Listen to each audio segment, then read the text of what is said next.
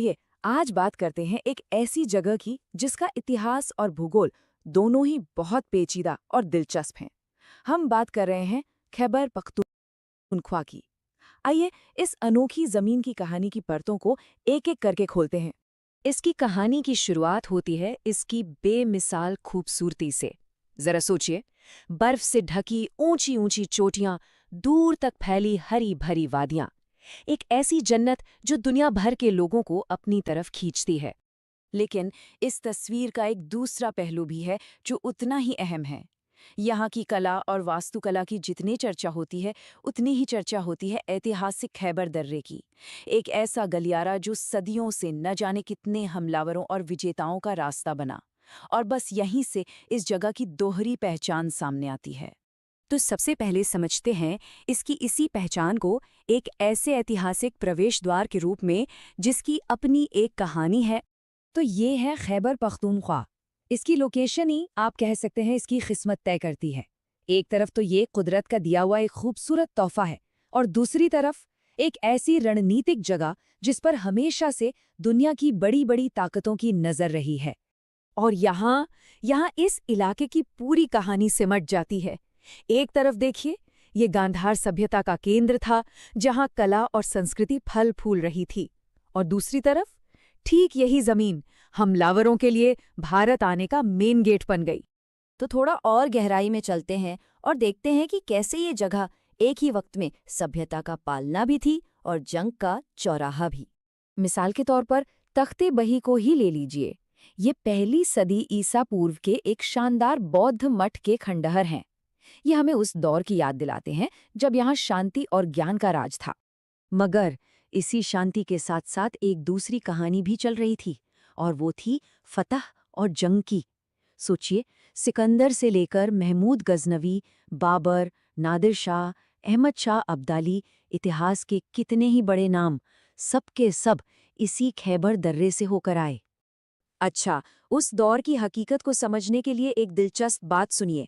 1899 में E.A. Morphy ने लिखा था कि यहाँ के लोगों में शिकारी आदतें इतनी गहरी हैं कि उन्हें सुधारना लगभग नामुमकिन है। हाँ, ये उस समय का एक कॉलोनियल नज़रिया हो सकता है, लेकिन ये उस दौर की मुश्किलों की एक झलक ज़रूर देता है। चलिए, इतिहास से अब ज़रा आज की आर्थिक हकीकत पर आते हैं। यहाँ भी कुदरत की दौलत और ज़मीनी चुनौतियों के बीच एक अजीब सी कशमकश है। आपको अंदाजा है, इस जमीन की नीचे करीब करीब 2 अरब टन संगमरमर दबा हुआ है। 2 अरब टन, ये कोई छोटी बात नहीं है। और बात सिर्फ जमीन के नीचे की नहीं है। ऊपर देखिए, यहाँ के जंगलों से हर साल 3.5 अरब क्यूबिक फीट लकड़ी मिलती है। लेकिन अब जो आंकड़ा सामने आ रहा है वो शायद चौंका दे। इतनी दौलत होने के बावजूद इन चीजों पर सूबे की सरकार का कंट्रोल जानते हैं कितना है? सिर्फ 5%। जी हाँ, 95% कंट्रोल फेडरल गवर्नमेंट के पास है। ये अपने आप में एक बहुत बड़ी आर्थिक चुनौती है। और इसी वजह से तरक्की की राह में कई मुश्किलें हैं। देखिए, बंदरगाह बहुत दूर है, खेतों से बाजार तक पहुंचने के लिए अच्छी सड़कें नहीं हैं। ऊपर से माहौल में हमेशा एक बेचैनी और अनिश्चितता बनी रहती है। स्टोरेज की सुविधाएं भी नहीं हैं। तो ये सारी चीजें मिलकर विकास की रफ्तार पर ब्रेक लगा देती हैं। अब बात करते हैं एक और बड़ी चुनौती की। ये जो कुदरती जन्नत है, आज वो खुद खतरे में है। पता है, खैबर पख्तूनख्वा में वाइल्ड लाइफ की एक पूरी अलग ही दुनिया बसती है। स्नो लेपर्ड, भूरे भालू जैसे कितने ही दुर्लभ जानवर यहाँ रहते हैं, और ये इस जगह के इकोलॉजिकल बैलेंस के लिए कितने ज़रूरी हैं, ये हम सब जानते हैं। मगर इस पूरी जन्नत पर एक बहुत बड़ा खतरा मंडरा रहा है, जिसे कहते हैं GLOF, यानी ग्लेशियल लेक आउटबर्स्ट फ्लड। अब ये है क्या? ये एक तरह की प्रलय लाने वाली है कि ग्लेशियर के पिघलने से बनी झील जब अचानक फट जाती है तो वो अपने रास्ते में आने वाली हर चीज को बहा ले जाती है। और ये होता कैसे है वो समझिए। सबसे पहले तो गर्मी बढ़ने से ग्लेशियर तेजी से पिघलते हैं।